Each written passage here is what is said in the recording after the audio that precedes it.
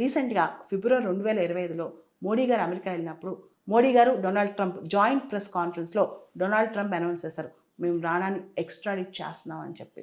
So ఈ రోజున national investigation agency, భారతదేశంలో ఏదైతే ఈ టెర్రరిస్ట్ యాక్టివిటీకి సంబంధించిన ప్రీమియర్ ఇన్వెస్టిగేషన్ ఏజెన్సీ ఉందో వాళ్ళు రాణాని అమెరికా నుంచి ఇండియాకి ఫ్లైట్ ఎక్కించారు. ఆయన ఇండియాలో దిగబోతున్నాడు. దిగబోయిన తర్వాత ఆయన్ని ట్రయల్ ప్రాసెస్కి అప్పగించబోతున్నారు. మనందరికి తెలుసు ఇది చాలా ఇంపార్టెంట్. 126 మంది, మన దేశ భద్రతకి అప్పట్లో చాలా ముప్పు. పాకిస్తాన్ దీని వెనకాల ఉండి చేపించింది కాబట్టి అసలు దీని పూర్తి కథ రాబట్టేందుకు రాణా ట్రయల్ అనేది చాలా అవసరం అనమాట. అయితే ఇంకొక వ్యాఖ్య కూడా కొంతమంది అఫీషియల్స్ చేస్తున్నారు, ఫార్మర్ అఫీషియల్స్. రాణా అనే బ్రెయిన్ చాలా చిన్న బ్రెయిన్.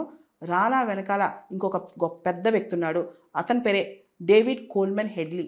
ఇతన్ని అమెరికా పంపించట్లేదు, తిరిగి పంపించట్లేదు. ఇన్ఫ్యాక్ట్ ఇతను పాకిస్తాన్కి ఐఎస్ఐ ఏజెంట్గా పనిచేశాడు, అమెరికాకు కూడా ఏజెంట్గా పనిచేశాడు. హెడ్లీని ఇంకా భారతదేశానికి తిరిగి పంపించలేదు అమెరికా, కేవలం రాణానే పంపిస్తుంది. రాణా వల్ల ఏమీ కాదు, హెడ్లీ కూడా ఖచ్చితంగా ఇండియాకి రావాలని చెప్పి చాలామంది అఫీషియల్స్ అంటున్నారనమాట.